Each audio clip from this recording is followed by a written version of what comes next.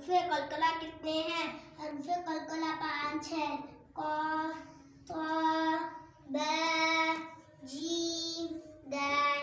कलकला किसे कहते हैं? इन हरूफ के मखरज में मामूली सी हरकत पैदा करने को कलकला कहते हैं। इन हरूफ में कब कलकला होगा? जब ये हरूफ साकिन हो।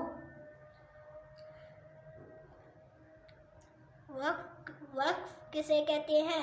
किसी भी कलमे के आखिरी हर्फ पर सांस तोड़कर ठहर जाने को वक्फ कहते हैं। कलमे के आखिरी हर्फ पर बड़ी हरकत हो तो वक्फ में क्या करेंगे? कलमे के आखिरी हर्फ पर बड़ी हरकत हो तो वक्फ में गिरा देंगे और कलमे का आखिरी हर्फ साकिन हो जाएगा। जैसे बसरा, वक्फन, बसर।